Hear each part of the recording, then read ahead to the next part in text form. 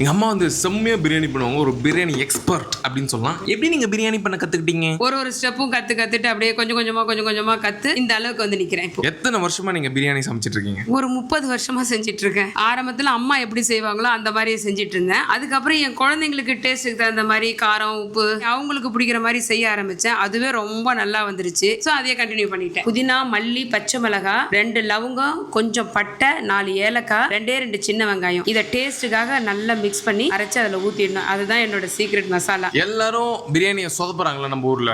அவங்க என்ன ஒரு பிக்கெஸ்ட் மிஸ்டேக் பண்றாங்க அப்படின்னு நீங்க நினைக்கிறீங்க? அரிசியை மட்டும் கொஞ்சம் கவனமா பார்த்து வாங்கிக்கணும். ஃபர்ஸ்ட் குவாலிட்டி அரிசி கொஞ்சம் யூனிட் பிராண்ட் நல்லா இருக்கும். நம்பிக்கையா வாங்கி செய்யலாம். கரெக்டா 1க்கு 1 தண்ணி வச்சு செய்ய ஆரம்பிச்சிட்டீங்கன்னா நல்லா இருக்கும். டைமிங் தான் அது. குழையாம வரணும்னு நினைச்சீங்கன்னா சிக்கனை நல்லா 80% வேக விட்டுட்டு கரெக்டா 1க்கு 1 தண்ணி ஊற்றி 10 to 12 நிமிஷம் தம் பண்ணிட்டு 20 நிமிஷம் தம் உடைக்க கூடாது. தம் பண்றதுன்னா என்ன ஆக்சுவலி? அரிசி கறி எல்லாம் வெந்துரும். ஒரு அரை குண்டா தண்ணி மேல புடிச்சு வச்சுட்டு ஒரு பழைய தோசைக்கல்ல கீழே போட்டு நல்லா ஹீட் பண்ணி அதை வச்சு ஆஃப் பண்ணிட்டீங்கன்னா அரிசி கறி எல்லாம் ஒன்னா சேர்ந்து சாஃப்டா ஒரு 20 நிமிஷம் அதை கை வைக்க கூடாது. அதுக்கு பேர் தான் தம்.